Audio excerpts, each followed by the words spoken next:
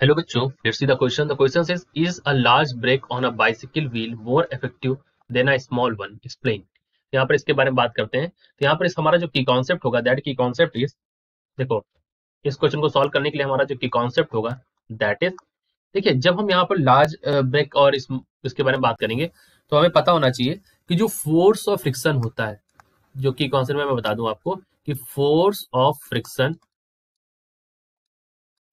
Does not depend on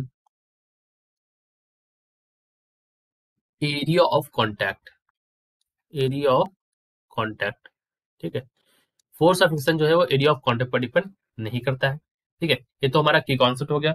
so you can explain this as the large brakes, the large brake is not more effective, more effective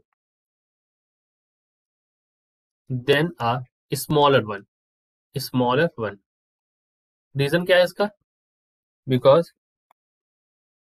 जो force of friction है, because the force of friction is is independent of the area of contact. किस पर independent है? Area of contact पर depend नहीं करता है। जब एरिया ऑफ कॉन्टैक्ट पर डिपेंड नहीं करता है, तो हम चाहे स्मॉल ब्रेक यूज करें या फिर लार्ज ब्रेक यूज करें। लेकिन जनरली आपने देखा होगा हम लार्ज ब्रेक्स का यूज करते हैं, बहुत छोटी ब्रेक का यूज क्यों नहीं करते? Because how ever if area of contact is larger, the chances of brake failures is low. The chances of brake failure, brake failure, तो उस केस में क्या होता है? ब्रेक फेल्यूर के चांसेस इज लो, बहुत कम होते हैं, ठीक है। हेंस इस वजह से हम कह सकते हैं कि लार्ज ब्रेक्स आर प्रिफर्ड, ठीक है। Large breaks are preferred,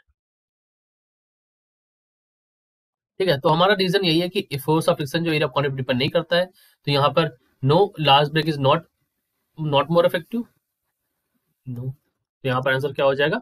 no, ठीक है। इफेक्टिव नहीं होती है, लेकिन हम प्रीफर इसलिए करते हैं क्योंकि जल्दी फेल होने के चांसेस इसके नहीं होते। तो ये हमारा आंसर हो गया। I hope you understood it well. Best of luck.